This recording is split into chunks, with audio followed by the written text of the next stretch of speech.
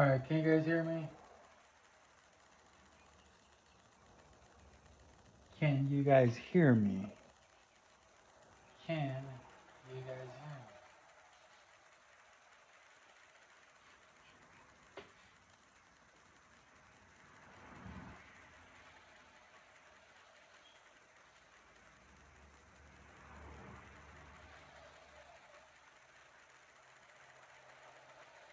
hear me? Can you guys hear me?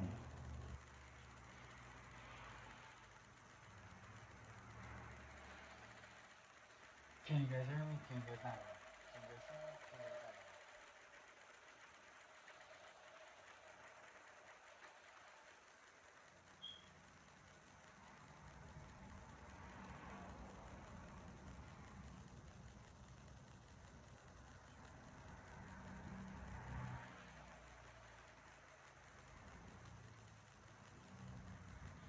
Can you guys hear me? Can you guys not? Can you guys hear me? Can you guys not? Can you guys hear me? Can you guys not?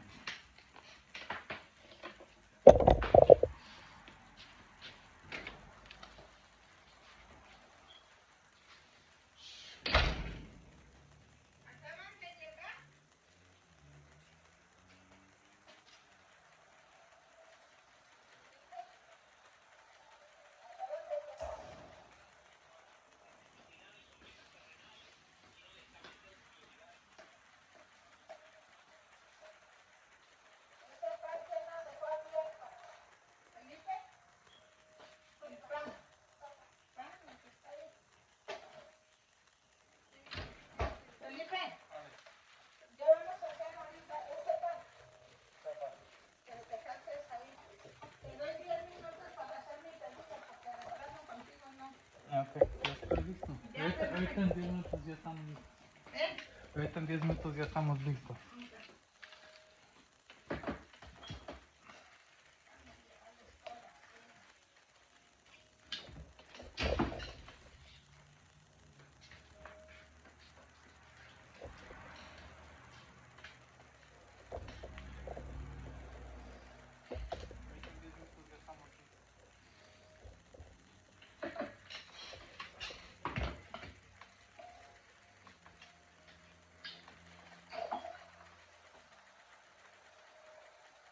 Saying, "You should not have come." And when they look up, they see that he has landed in the hand of the high evolutionary who is towering over them. So Spider-Man, who always handles everything with an awkward comment, says, "Your mouthwash has failed. Sorry, thought we were stating the obvious. Hey, haven't we met?" Which is a reference to ASM Annual 18. Anyway, Prime then says some version of him is the architect of this mouthwash. And when they look up, they see that he has landed in the hand of the high evolutionary who is towering over them. So Spider-Man, who always handles everything with an awkward comment, says, "Your mouthwash has failed. Sorry, thought we were stating the obvious. Hey, haven't we met?" Which is a reference to ASM Annual 18. Anyway, Prime then says some version of him is the architect of this mouthwash. Accept the deal because he then says, "The process of perfection is arduous and never-ending. Go and trespass no more. However..." This causes Spider-Man to say, "Wait for it." At which point the High Evolutionary makes his demand, saying, "The human arachnid stays." Like Spider-Man as he punches the reality barrier, fracturing it. Spider-Man then says, "Which let me guess, you're about to drag me into." Very heroic. But Prime is unfazed and he tells him, "I've been stuck in this cage for over a year now. Think I finally found a way to get home." The trap is an astral plane within a dephosphorylation event, a visualization pulled from my own mind. He then smashes through the reality barrier while saying 0G, breathable. He then drags Spider-Man screaming all the way into the multiversal reality plane called the Library. And we literally see multiple Superman and Spider-Man comic books open and spread out. Prime then goes on to give Spider-Man even more of his meta explanation for things by saying, "My world exists inside one of millions of turning pages. Each page represents its own reality. I'm fast enough to get in before the page turns, but I need surgical precision to pinpoint when to jump. Instinct, spider sense. Without your spider sense, we could be stuck here forever." However, when he finally lets go of Spider-Man, Spidey tells him, Look, Junior, I'm as easygoing as the next dead-end gig worker, but I'm assuming this is all a Midnight Papaya-induced nightmare, followed by twipping a web onto one of the pages in order to swing away. So Prime tells him, bro, wait, don't attach yourself to the page corner. But it's too late. The page sends Spider-Man flying, while Prime says, you don't have my ability to transcend space-time. If you fall into one of those realities, you'll be lost forever. But luckily, he doesn't land on one of the pages. Although where he does land isn't much better, because they then hear another voice say, You should not have come.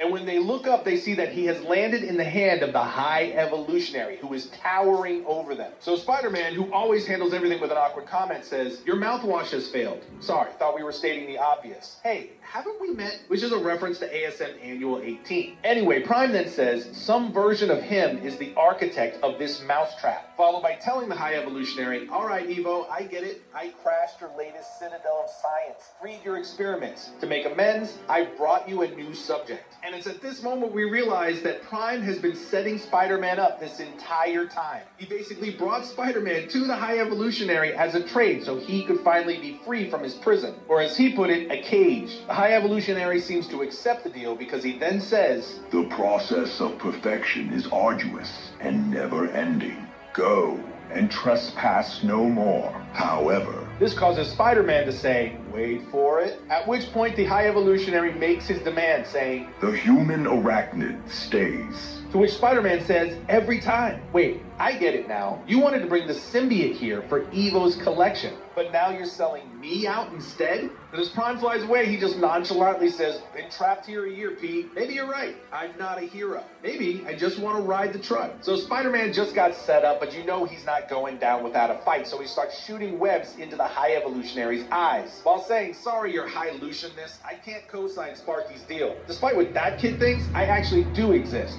Apparently. I hope. But as much as I enjoy a genetic upgrade, or say a second head, I'm only human for now. Having said that, excuse me while I flee in terror. He then uses his webs to try to swing over the Evolutionary's head, but at that moment, Superboy Prime comes flying back in and grabs Spider-Man out of the air, saying, this way, find the web line you hitched to that turning page. But Spider-Man replies, you didn't take Evo's escape offer? To which Prime answers, would you? But Spidey doesn't fully buy it, and he says, but you thought about it. However, Prime sticks to his guns and tells him, bruh, I've been a villain, never been a simp. This seems to move Spider-Man, and he says, kid, wait, I get it. You're a little confused. Weaving lanes on the good guy, bad guy Autobahn. I've been there. But my Uncle Ben taught me. But Prime chimes in and tells him, I know, with great power. At which point Peter realizes that Prime has been telling him the truth about being in a comic, which he doesn't love, so he just says, yeah, that too. I was gonna say, stop feeding your veggies to the dog. However, Prime consoles him by saying, one web strand, Pete, in 1,000,000 pages. I'll escape the Evolutionary some other way. But comic book character or not, Spider-Man knows he's still a hero, and he responds, oh, but no, Captain Clearasil, neither of us is going anywhere. Not with Evo still out there evolving people, but Prime just ignores him and chucks him into the comic to set him free. However, Spider-Man continues to say, we can't just run away. You said you read about me. Maybe that's how you knew that truck driver wouldn't be crushed 4 pages ago. But this? There's no clip notes for this moment. We miss our chance. We both could be stuck here. So he webs up one of Prime's legs and pulls himself away from the book. Prime then starts to fly away while saying, Spidey, let me go. Let's just take the L and... But at this point, Spider-Man gets serious and tells him, so long as people, even people you think don't exist, are in danger,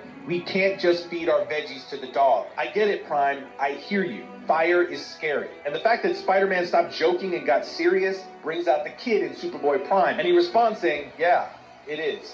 I'm Clark. Spider-Man then turns and starts to web swing back to the High Evolutionary, now leading Prime, and he tells him, stay out of my closet, Clark. Then on the final page, we see the two of them flying through the multiversal library towards the High Evolutionary and past all of Superboy Prime's comics, including Infinite Crisis number 6. And Spider-Man tells Prime, if we take out Evo's sentient armor, we might have half a shot at this. If not, and Prime says, he'll evolve us into Moosehead mimes. And the story comes to an end as Spider-Man responds saying, perfect for a dead-end gig worker. Let's hit Midnight Papaya after. The most evolved pays. Overall, this was a short story, but it was another fun one. When you can find a way to bring 2 really great characters together like this from separate universes, it just opens up a ton of possibilities, and I would have loved to see them actually finish this story when Marvel releases their Spider-Man Superman #1 next month. But from what I can see, that is not on the docket. But who knows? Maybe they'll finish it at some point in the future. Regardless, again, this issue is just a ton of fun. These DC Marvel crossovers are just another great addition to what is already a really good time in comics. Outside of that, what did you guys think of this Superboy Prime meets Spider-Man story and the issue overall? Let us know in the comments down below. Otherwise, we will see you next time when we talk about all things comics.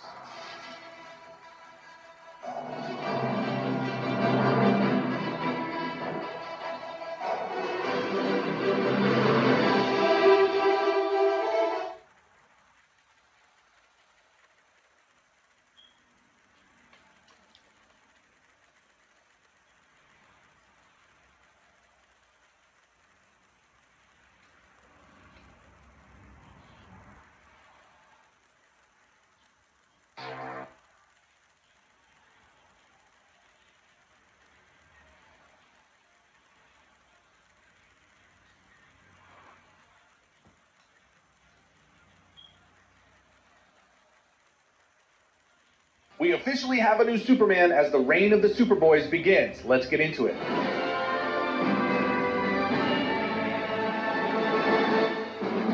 What's up, everybody? DC has been incredibly Superman heavy ever since Josh Williamson took a creative lead position over at the publisher. And if you're a Superman fan, you have been eating good for the past couple of years now. However, at the end of the DC KO event, Superman became something of a god. And after casting Darkseid out of the main DC universe, he just kind of dipped for some unknown project he's working on. Presumably gearing up for what he knows is coming next, the Absolute Crisis, which was also revealed at the end of DC KO number 5. Regardless, in his absence, he left some big shoes to fill, and Superboy Prime is all too happy to fill them. But if you're wondering how Superboy got into this position in the first place, he actually played a surprisingly important role in the DC KO event. And I believe everything revolving around his part of the story took place inside the Superman tie-in issues. We actually covered all those issues right here on the channel, so you can find those right up here or down in the description below. But the short of it is, he kept the Legion of Darkseid at bay while Superman was fighting in the KO tournament. In fact, he was responsible for Lois Lane getting her Kryptonian superpowers back by leading Sunboy directly to her at the Fortress of Solitude, where she drew on his radiation, basically recharging her powers and turning her back into Superwoman. Lois's powers are still a bit of a mystery, but for now it seems like she's kind of like a Kryptonian solar battery. I'll also say that especially now with Superboy Prime taking a much more prominent role in DC Comics, we're definitely going to dive into the full history of Superboy.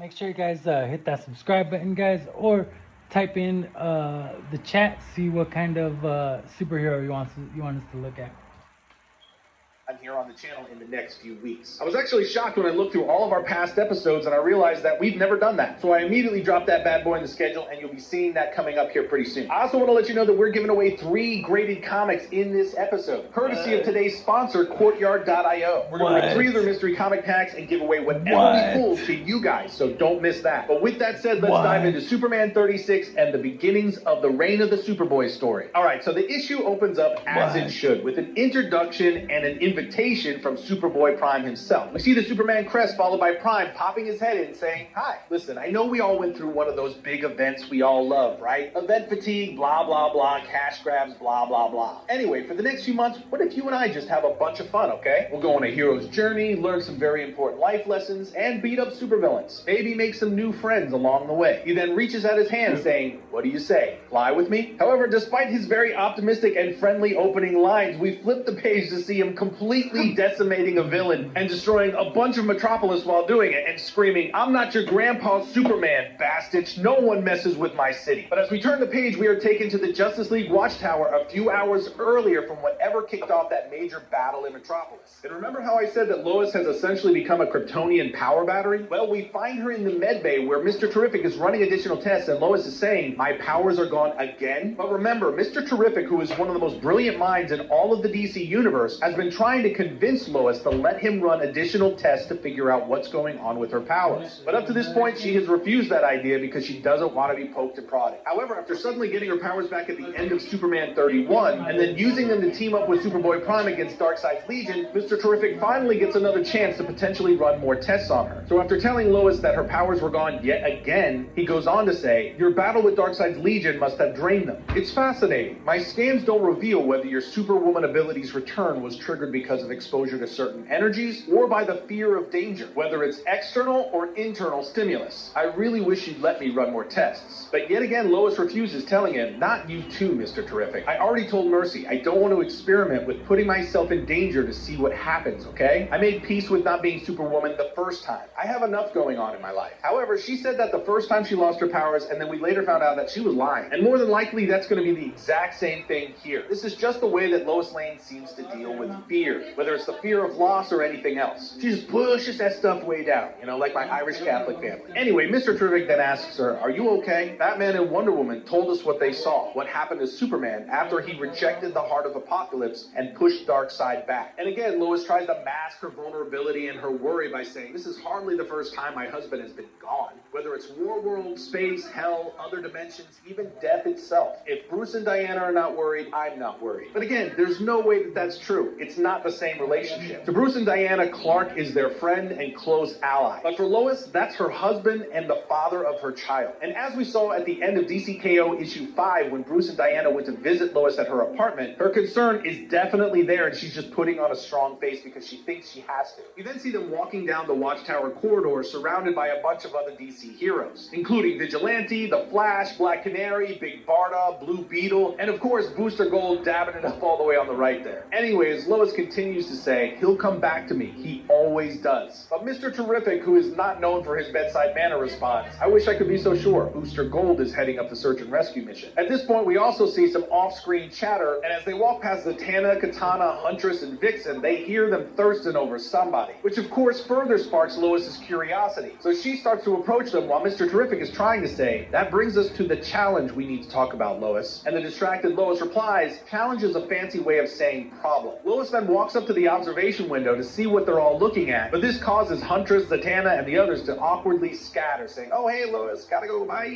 And when she looks through the window, she realizes why, because they're all thirsting over Superboy Prime, which is basically Superman. So Lois sighs and tells Terrific, as unbelievable as it sounds, Prime helped us stop Darkseid, Terrific. But Mr. Terrific tells her, I know, but he can't live here at the Watchtower. Lois asks,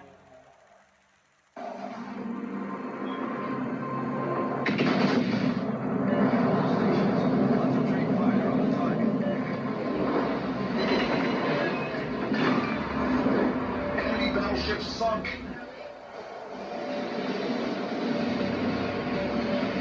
Enemy battleship detected. Enemy submarine spotted. Attention, reporting the target position.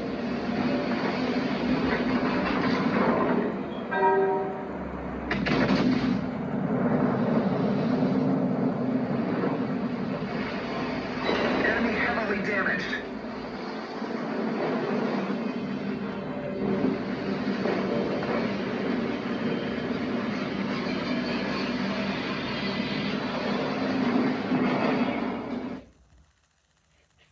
asks why while Superboy Prime smolders and tries to rizz up the camera, but Terrific tells her history, time, and space have been rewritten a few times, and that works in his favor. However, people remember what Prime did, the deaths, the brutality, the recklessness. Prime is seen as a danger and not welcome on the Watchtower. However, Lois encourages Terrific to talk to him, telling him he wants to redeem himself. But Terrific just responds, without Superman here to vouch for him, not everyone is willing to give him that second chance. But it's not that part that concerns me, Lois. Prime is from another world in the multiverse, one where we are fictional characters. Lois then gets even more specific by replying, comic book characters. Because for those of you who aren't super